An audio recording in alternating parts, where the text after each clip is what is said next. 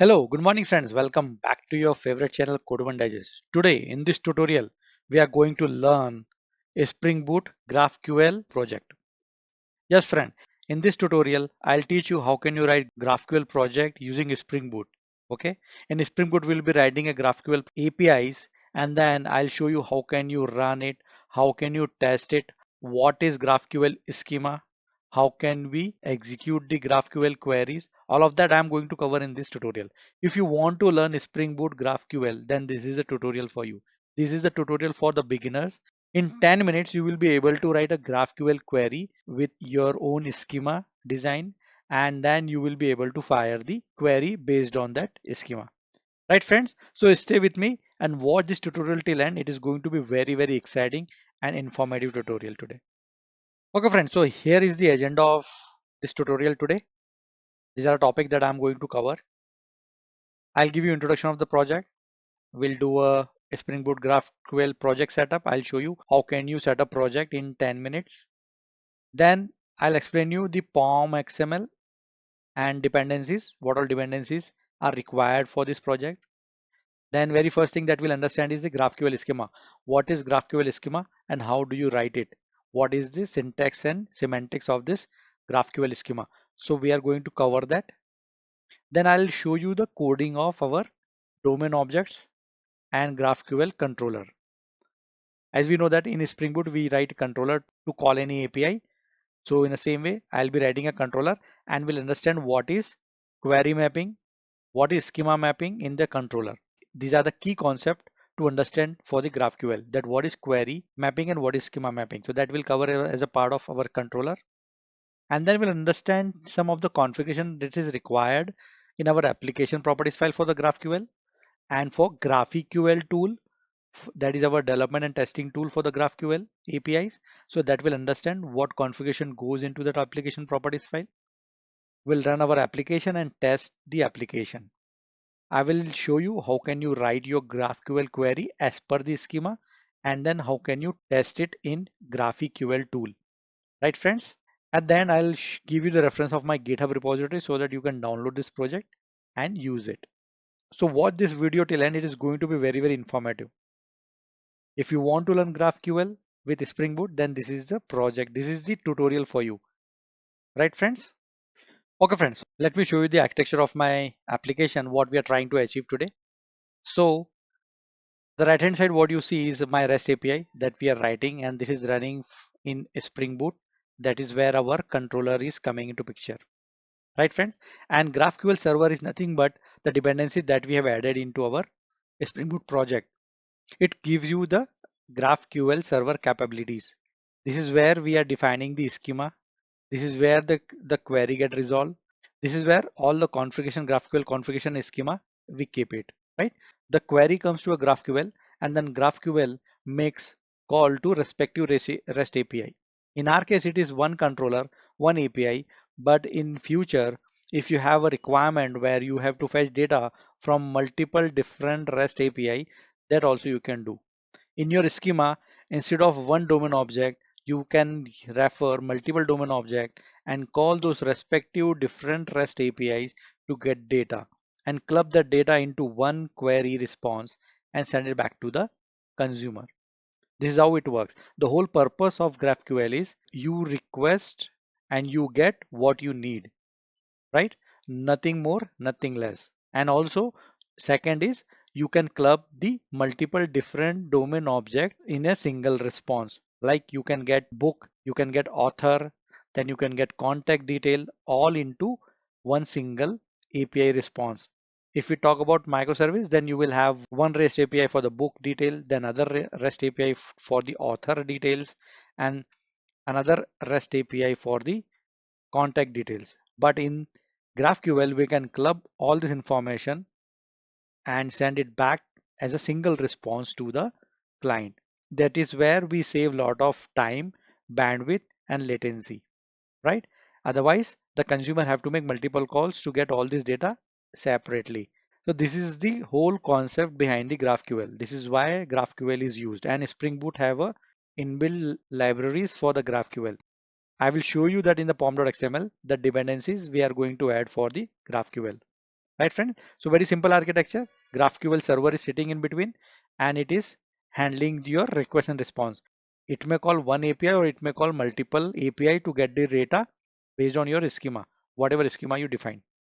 Right friends? Clear? Okay, let's go to project setup now.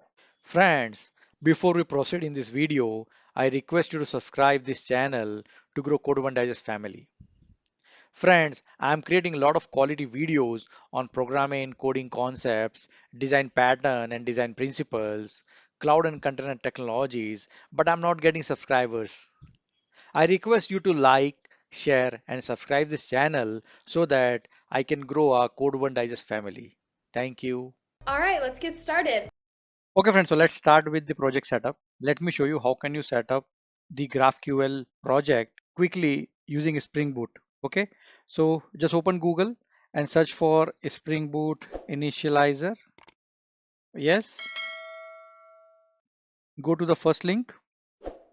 Now here you select few options like what is the project type? It is Gradle based or Maven. I'll select Maven.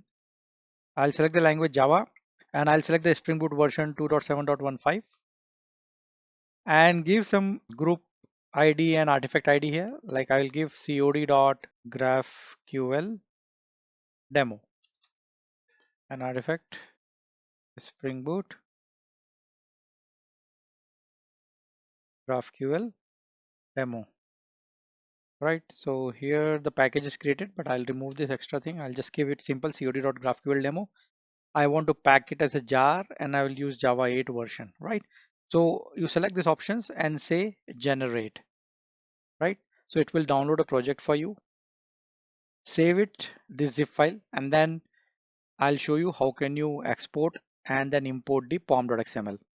Okay friends, so just save this file to your local directory and then I'll show you how can you import the project. Right friends? Okay friends, so I have exported that zip file and this is the project files that I have. All the files are there in this. I have pom.xml. Now what I'll do is I'll open the IntelliJ IDE and then we'll import this project. So just select open or import, give the path of this project and say pom. Okay, select pom and load this as a project, right? Open this pom as a project. Let me do that. Yes, so it's loading the project now. If you see, I have selected the pom and it's opening as a project. So it's loading the project file. Let us see. Let it configure everything. Okay friends, so now the project is loaded. If you see, this is the structure of the project. We have pom.xml, then we have source directory, and there are other supporting file like git ignore file and so on. So let us see the pom.xml, what all things I have, and then I'll show you what all dependencies that we have to add for GraphQL project. So let me open that. So let me start with the beginning. We have group ID, then we have artifact ID, version, and so on. Then I'm using the Java version 1.8. And then this is our Spring Boot starter dependency to provide all the Spring Boot library. And this is Spring Boot starter web to get the web functionality, to have the MVC support, to have a web support. And then I have added a Spring Boot starter GraphQL. This dependency is required so that Spring Boot can understand that it is a GraphQL project and it understand all the annotations of GraphQL like query mapping, schema mapping, and understand our schema file, GraphQL schema file, and so on. Right, friends? This dependency will resolve all those files. So you have to have these dependencies if you want to work with GraphQL. Right, friends? Then I have added other dependency. This is Lombard. This is just for getter setter and logging support. Right, friends? So this is done. Now let me show you what other thing is critical here. So in source main resource folder, we have to create one directory, GraphQL, with the name GraphQL. Inside that, we have to create our schema file. So this extension is important, GraphQL S. You can name the file anything, but the extension is important. It should be a GraphQL S. Let me show this schema now. So in this schema, we define what all attributes we want to retrieve from our backend system in a form of APIs. So we are defining that what is my query? I'll be querying a book by ID.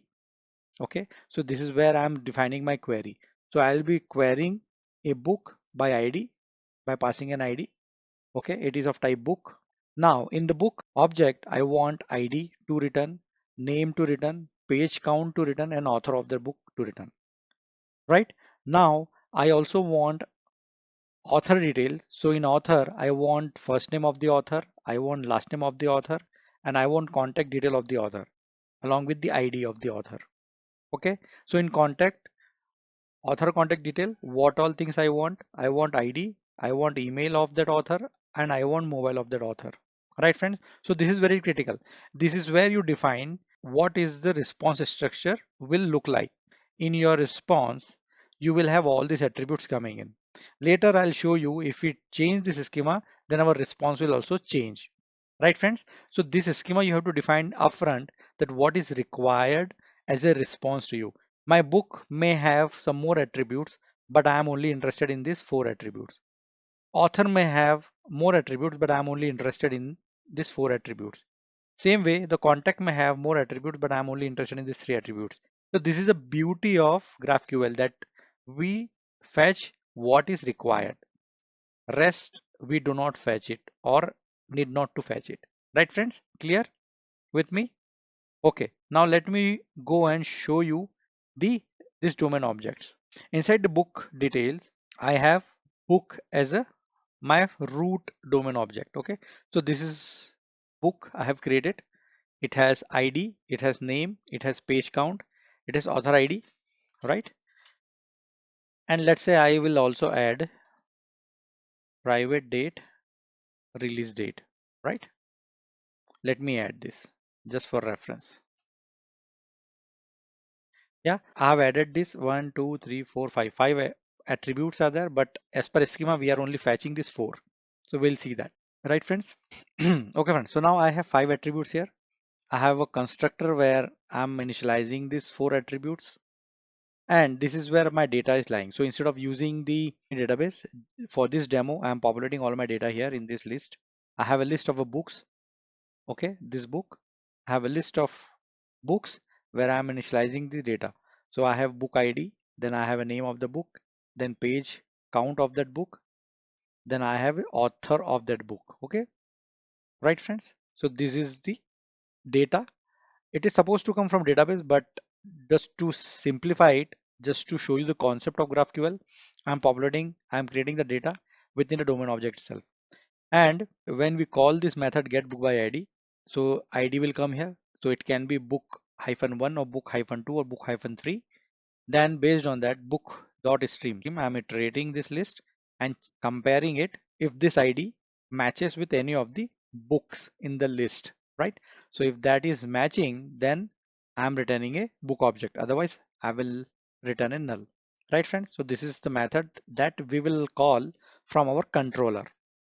Okay, nothing fancy, very simple domain object class. Now I'll show you the author class.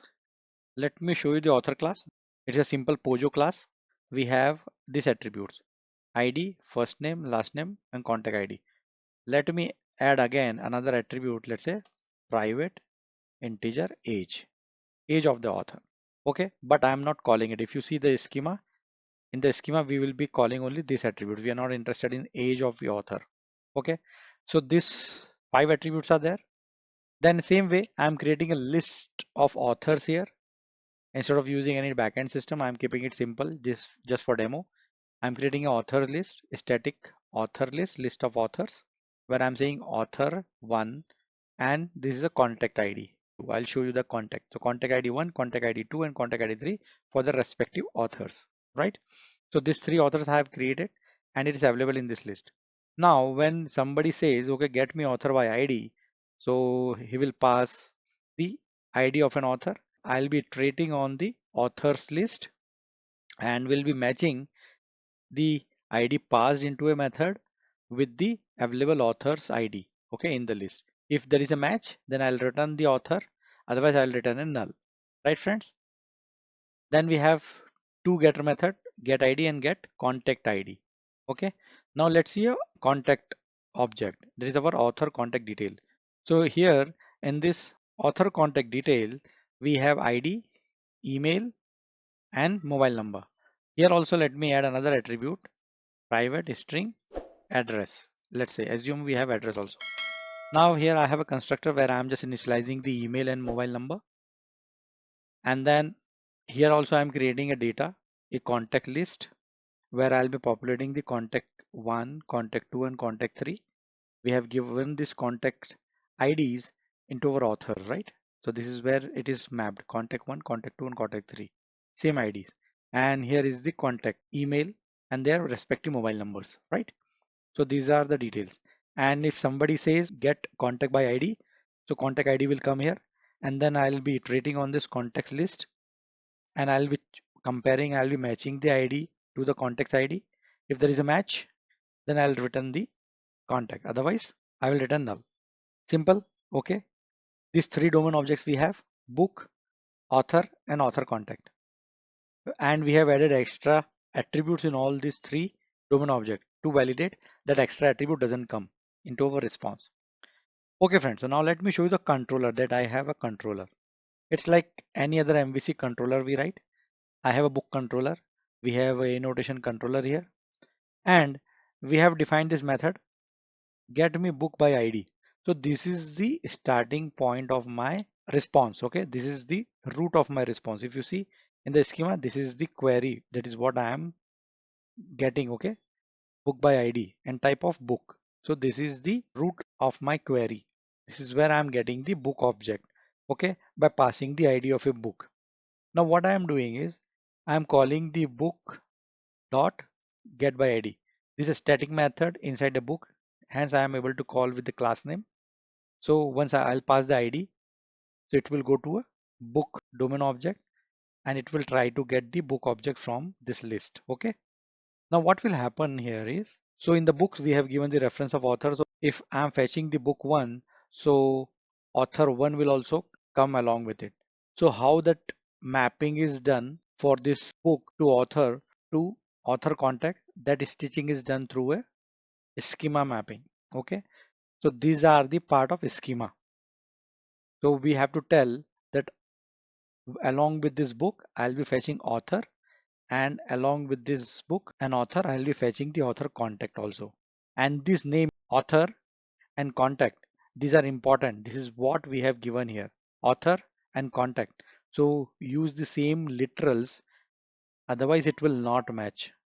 Okay, friends. So remember that whatever name you will give here, so map it to the name author here in a method name.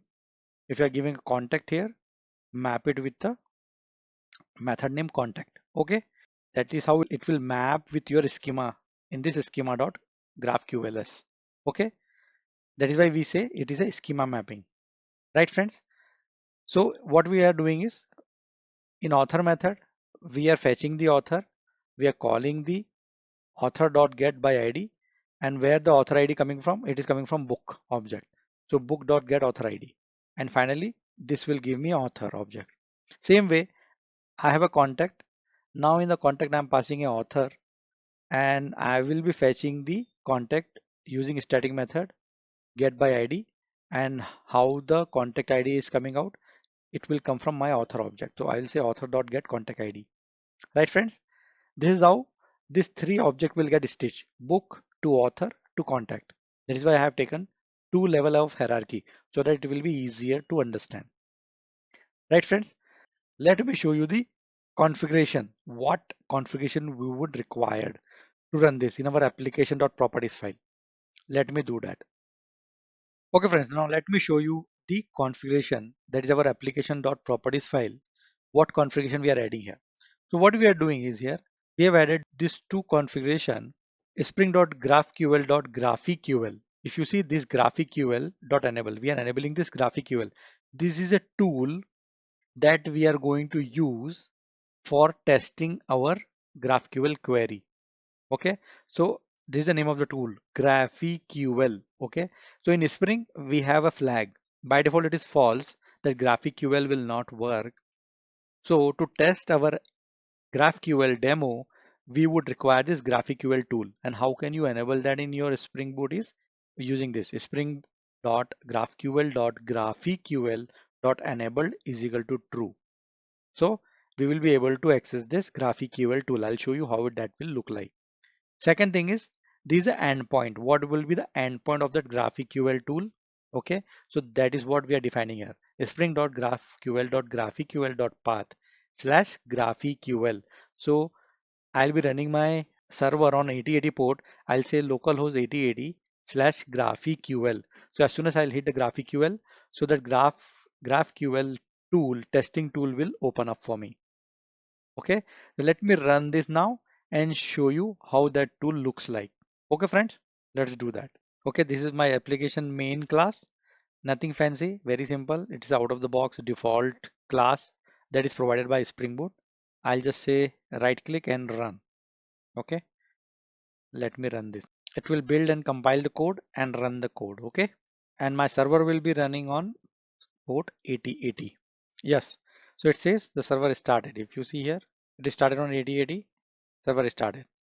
Now, as we have enabled our GraphQL, let me show you how that tool looks like. Let me open the GraphQL tool and show you that. Okay, friend, now let's go to the browser.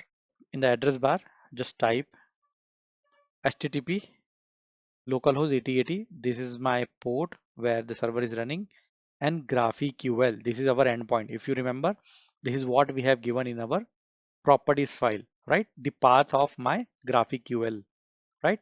Just hit that. Okay, friends. So you see this tool has opened, and this is a text box on your left hand side where we have to put a query. Now we have to prepare a query as per the schema that we have. What is the schema we have? Now based on this schema, as per this schema, we have to create a query. Let me show you that. Okay, friends. So I have created a query now. If you see, this is a query I have created, and query starts with the keyword query, book details, right? And I'm calling this method inside this book details bracket. Okay, what I'm saying, book by id, and id is equals to book hyphen one. If you remember, this is the method we have defined in our controller. See, in this controller we have book by id method defined, and it takes id as a input. So in this query I'm giving this id as a book hyphen one, and what all attributes I want to fetch for the book is id, name, page count, and author. If you remember, my book also have a release date, but that I'm not fetching. Okay, so I'm just fetching id, name, page count, author. Now inside author, I'm fetching author id, first name, last name, but I'm not fetching the age of the author. So that also we'll see. So what I'll do is, now let me copy this and go to a browser and run this. Okay, we'll do that now. Let me copy this query. Let me go to the GraphQL tool now. Okay, friends. So this is my GraphQL tool that we have opened, and now I'll paste my query here. Now just click on this execute query button. Do you see we got a response, right? We got book detail, that is book ID, name, page count of the book, and for author we got author ID, author first name and last name, right? Do you see all these values? These are the value coming from our backend system. That is our domain object, that where we have populated the data. Right, friends? Do you see it is exactly giving you the data what you need, nothing more, nothing less. Right, friends? Now what I'll do is, let me update or let me change the query to fetch contact details as well, and see how that query will look like. Let me show you how can you change the query. Okay, friends. So now see, I have updated the query. So inside the author, I have ID, first name, last name, and contact. So now in contact, I have contact ID, email, and mobile number. Though we also have address in the contact, but that we are not fetching. We are just interested in email and mobile number, right? So let me copy this and let's try to hit that in our browser. Okay, let me replace this with new query. Okay, friends, let me do that, some alignment. Yeah, okay, fine. Let us hit this. So see, now we got the contact detail as well. So we got the contact, we got ID as a contact one, then we got email ID of that contact and mobile number of that contact.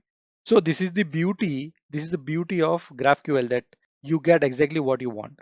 You can define the schema, and based on the schema, you can prepare a query like this to fetch the detail. Right, friends? Let me try if I can get the age of author. What happens? Okay. Do you see? It is highlighted in red because cannot query field age on type author. Why? Because we have not defined age into our schema, right? So it understands that what is available in the schema. So if you see in the author, we just have first name, last name, and contact. So as we have not defined the age here, hence it is not allowing me to fetch it here. It is highlighted in red and giving the warning that cannot query field age. Similar way, we cannot fetch the address in our contact. Let's say if I say address, it will say error, right? So it will not allow me to fetch the address, right, friends? Whatever attributes you define in the schema will only be fetched by GraphQL for you. Clear? Very simple project, very easy example to learn the GraphQL, right, friends? Okay, friends. I hope this demo is clear. You understood the concept of GraphQL. So you can immediately start with this project. You need not to worry about the code.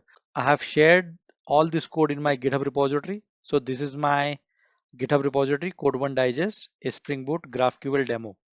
Just go to this repository and clone this project using this URL and start using it. Directly import the project into your IDE and run it.